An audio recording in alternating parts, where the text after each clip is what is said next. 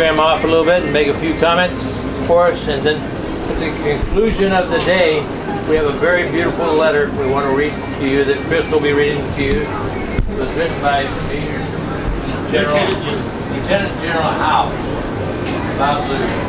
It's worth listening to every word of it. Go ahead, Chris. Oh, thanks, Mike. This is going to be very simple, and what you're going to hear is very typical of the experiences that many officers that went through Kaneohe Bay, the Kaneohe Marine Corps Base. Back over here a little bit so they have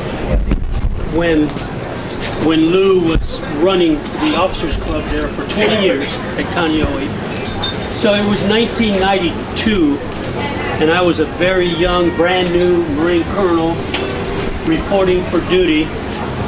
I had a wife and 2 children, and so because we were going to live in the housing literally just a tenth of a mile from the club. I mean, we were going to walk to the club and have dinner and visit the club frequently. I personally went to meet Lou, to introduce myself, and I mean, it was clear that it meant a lot to him. And I have to tell you that the first time that we went to the club, Lou came over to our table. He met my children and my wife. Next thing I knew, my 2 children, one was a 7th grade boy, the 6th grader was a girl. They disappeared with Lou. And he took them back to the kitchen where they had their favorite ice cream and brought it back to the table to enjoy. But that was Lou. And that's how he treated all those children that went through that officers club. I had dinner with my daughter, now 39 years old, Friday night, and we talked about that. And she said that all the kids up there at the Marine Corps base in Kaneohe that used to go to the club, all the kids used to call him Uncle Lou. And I can tell you, there are story after story after story from so many of the generals that I knew that went through Kaneohe, that went through that officers club, stories that are just like that story. Lou was amazing. He was so strong, but he was so humble, so loving, really loved children. He was a very, very special person. And with that, Mike? Thank you. I want to join the fact I had another Navy person, even though he served with the Marine Corps. I love the Marines, I always have. LouLeGarie made it clear how much he loved and cherished his time, all 29 of those 30 years, taking care of Marines. I have a few stories about Lou. I met Lou through Mike. I think probably around the same time as General Cortez, maybe a little bit sooner, when Lou was making a visit to San Diego along with Hiroko. And there was a time when I met Ann back then too, in those days. And Lou, I thought I was kind of special because he always referred to me as Skipper until I looked in this book and saw that apparently he referred to, apparently maybe it was just naval officers, Navy officers who referred to as Skipper. But he always referred to me as Skipper every time hey Skipper, how you doing? Hey Skip! I just got a real kick out of it, the way he treated, and he was so gracious in his dealings with me, and always seemed, like people have said, interested and motivated in how I was doing. But I remember we were in Hawaii. Our son was getting married over in Oahu, and probably about 12 years ago, thereabouts, and we actually had a rehearsal dinner for him at the Kaneohe Bay O Club. And I think Lou had retired by then, but he was instrumental in smoothing the way for us and helping things out at the club. But before that, we wanted to meet him, and we were staying at the Fort Jerusi at the Halikoa, and Lou and I had connected somehow. I was going to meet him, and I'm looking all around for Lou. I'm trying to find Lou, and there he was, laid out on the beach, on just sitting there like this, and I went, That's Lou. Lou, he goes, hey, Skip, how you doing? I said, man, just great. Like we'd only seen each other an hour ago. You know, it was so great.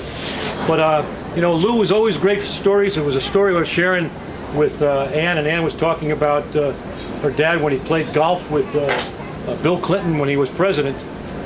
And what I always got a kick out of is Lou was really proud of it, too. He said, well, yeah, I'm out there golfing with him, and I got selected to play with him as I remember, the Marine Corps' representative in this golf outing.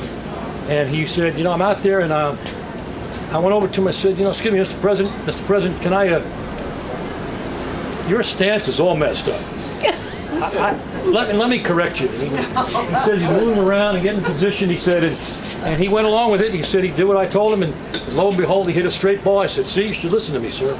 So, anyway, I mean, so we know he's met commandants, generals, people of high rank, and apparently the President of the United States took his advice and guidance for his own benefit. We'll all miss Lou, and I'm just glad to have had the opportunity to be here today for this memorial service, and I'm glad to have had a chance to meet some members of his family that I hadn't met before, including his children and grandchildren. So, God bless you all.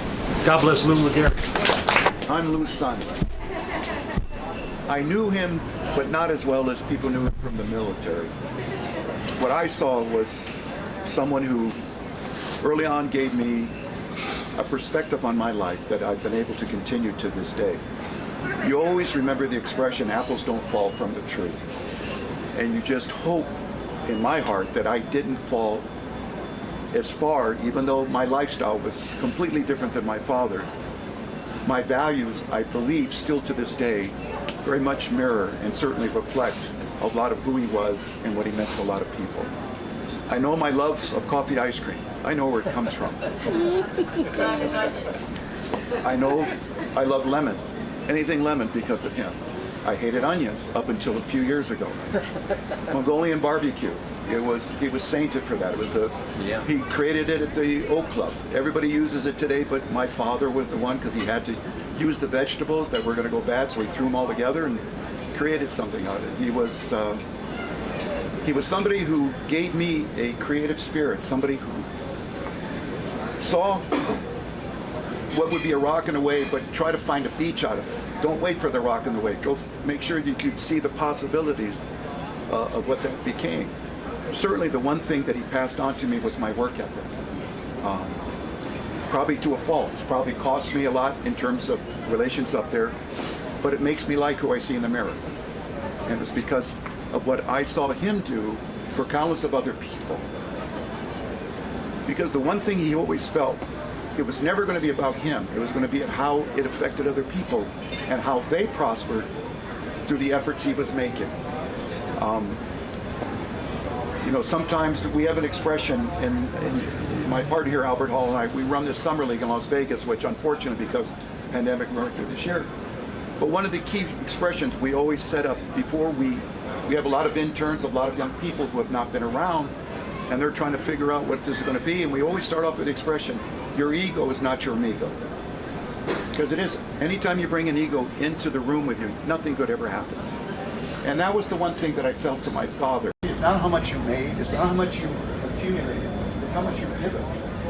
It's how much you made other people a part of your lives. So that they'll always have a bigger challenge and responsibility to try to live up to that. To make sure I leave as much and hopefully more than I ever take in this world. If I can do that, I've had a successful life. And more importantly, I've made my dad proud. And that's important. Bravo. Lou is, we go on and on talking about Lou, what he did and everything, but you want to read that letter, Chris? His name was Mike Howe, and these are his words. Dear Lou, well, I guess this is it. My last letter to you.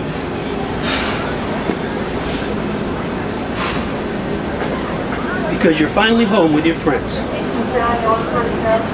had a hell of a life second to none. You successfully have stuffed a quart of quality life into a jar's worth of time. A noble life, a life of hard work, sacrifice, heroism, uncommon leadership, and phenomenal accomplishments that are well documented, as we have all read and heard about since you died. So, since we know what you did in your short 95 years on the planet, this letter is not to regale your friends with what you did, but describe the essence of your character. 95 years ago, you were born into a poor family with several siblings and imprinted in the best of times and the worst of times, the Great Depression. Your character was forged in hard scrabble over a period of several years in Rhode Island. You realized early on that you had to be tough to help your family during these hard times. Not only was a superior work ethic necessary, you had to have a MacGyver-like mindset to solve problems quickly and overcome seemingly insurmountable challenges presented unexpectedly growing up and later in a tumultuous time of war and peace. Heavily woven throughout these survival skills that earmarked your character was also a gentle sense of kindness, generosity, respect, and to never lose your sense of humor regardless how bad things looked. You learned all these virtues growing up during difficult times at an early age. All of these traits were imprinted into your character and made you simply you. Throughout your life, you learned your lessons well and imparted the same lessons to many of your students as you grew into a great teacher throughout your life. So let me shine a light on your life and tell you, for I believe your character burned bright. When you were in China, early in your career, you were roughed up by a major on a daily basis. So in tribute, you had his name stenciled on the front of a dozen marine green t-shirts and handed them out to all the ladies of the night. You told them that the t-shirts were a gift from the major and he would be proud if they wore them for all to see you. Lou, you deployed on orders shortly thereafter, and I understand that it took 3 years for the major to catch up to you in Korea. And I'm not so sure how well that went. In Korea, your character of courage, mental toughness, and ability to solve problems trumped the most extreme difficulties of cold and fatigue on the battlefield on the Chosun Reservoir. Remembering the cold, wet winters in Rhode Island growing up and what you did to keep your feet and fingers from cracking and or getting frostbite, you ordered all your men to fill their boots and gloves with shaving cream that was airdropped on your location in the frozen Chosun. You knew that the lanolin in the shaving cream would protect your fingers, hands, and feet so that they could avoid losing them in extreme cold. It worked. First and second hand scores told me that during that particular time of vicious fighting, you were responsible for saving 35 or more lives on the battlefield with your quick thinking, tough decisions, and fearless leadership. One told me that if you were not there, they would not have made it.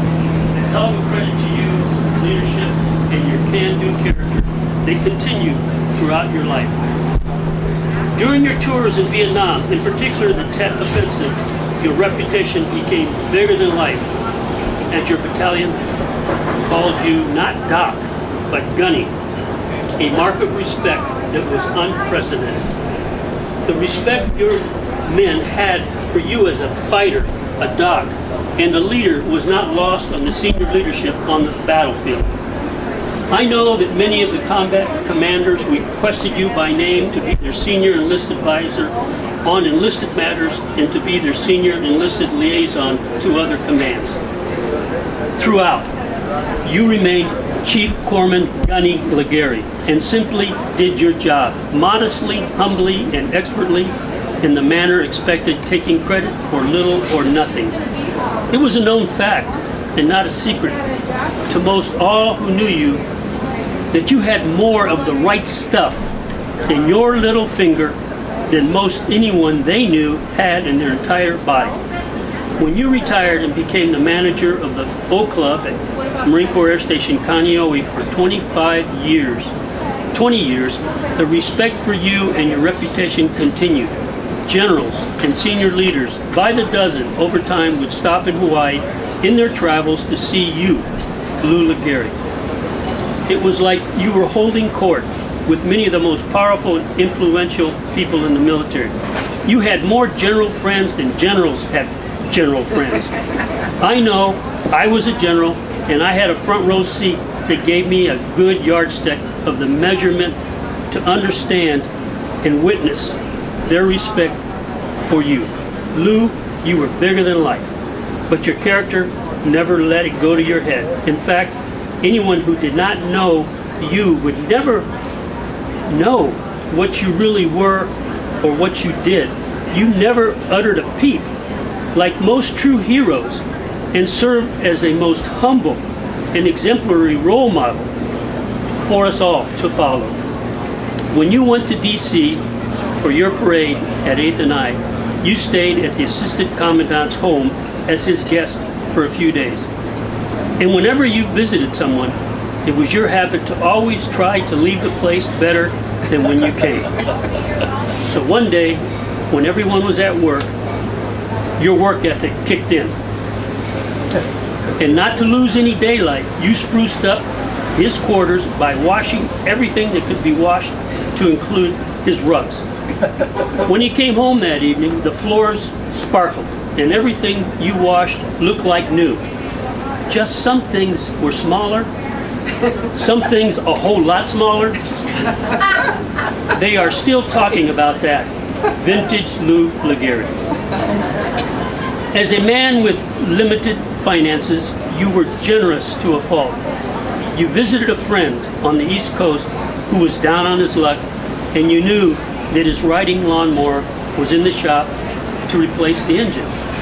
A week after you left, the mechanic called up your friend and told him that the mower was ready to be picked up and that the bill of $600 was paid. Your friend was stunned, and his words were inadequate in thanking you. You never said a word, didn't expect any thanks or anything in return. But that again was just what you did for any of your friends, and especially anyone who was down and out and needed help. You were known for your kindness. Your early life growing up poor taught you well, and you never forgot how you got where you were in life. You continued to pay it forward in so many ways to so many people in your life to the day you died. And lastly, you called me up when you were living in Palo Alto and invited me to come to your 90th birthday party. I said absolutely, and then you told me it was going to be in Hawaii. I went, and the day of your party, you and I went to Kailua Beach and spent the afternoon reminiscing about old times. Then we went to the base and toured all the places of our fond memories. Our last stop was the PX, where you wanted 7 USMC t-shirts so that you could have one for every day of the week. Not knowing which day of the week you would die, you wanted to be sure to have a USMC t-shirt on when you did. The party was a success and a great time. All of your admirers and loyal friends who were alive and on the island were there. When I think back, everyone was old, and I'm not so sure all of them were alive. It served as a prelude to the party you're going to have with your friends tonight. Lou, I only knew you for your last 30 years of your 95 on Earth. You were a Marine's Marine, And in the short time I knew you and became fast friends, you imprinted me. And there's no way you could have done what you did in your life without the two strongest people in your life who you told me countless times how much you loved them. As they say, behind every man, there are always better women. And there was for sure.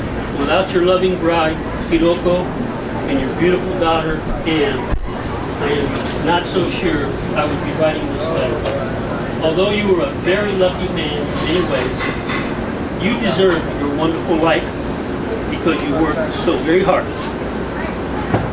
at everything you did.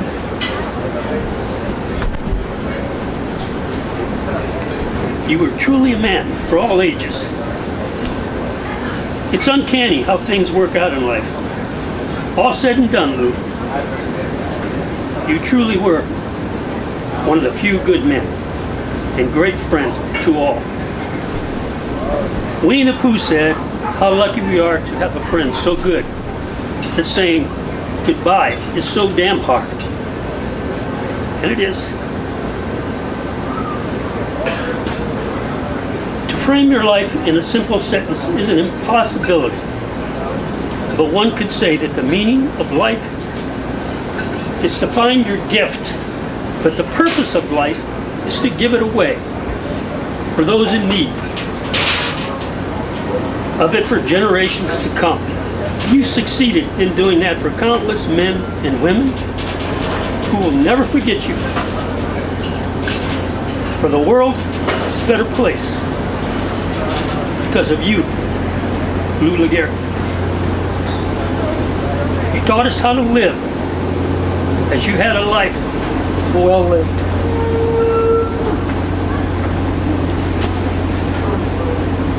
Your friendship was priceless. Thank you. Time to go, Lou. Your party with your friends will be started soon. Take good care of yourself, and I'll see you on the other side. Adieu, my friend. Adieu, Mike.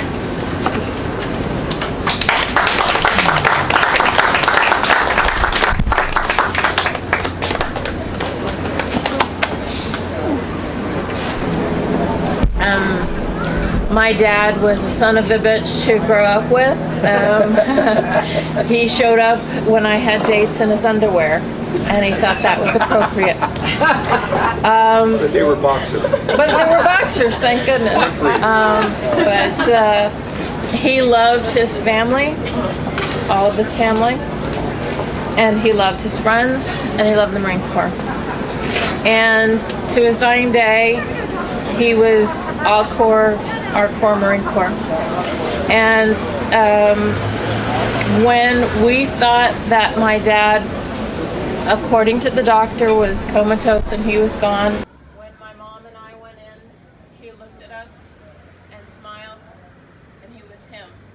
On my last day with him, a nurse came in, gave him a shot in the stomach, and he looked at her like, you son of a bitch. So I knew my father was there. He was pragmatic because of his time as a corpsman. I'm sure, Mauricio, you know. You see a lot of things, and you know when there's a time that it's time. And there's really nothing more that you can do. My father was Rhode Island, Mack truck, Marine Corps tough. He stayed to the very end where he knew my mom and I and our family were okay, and he finally let go. I don't know anybody that could have gone through what he did. But he cared about everybody. He is the reason I have the skewed sense of humor that I do. That I can say, goddamn Army, because they didn't give him the right kind of acknowledgement. But he made me who I am, and I appreciate him every single day. I will miss him every single day. He loved everybody in our family, regardless of whether he saw them or not. He just knew, because family, friends, and the Marines were the most important things in his life, and he died at the end believing it. So I thank all of you for being here. I've known some of you so much more of my life. I've grown up with you. Some of you I don't know that well, but you're always family. Whether or not you were a Legaris or not, it doesn't matter, because my dad didn't draw any boundaries. So thank you all for being here. I appreciate it. And for those who were not able to make it, we completely understand the way life is today.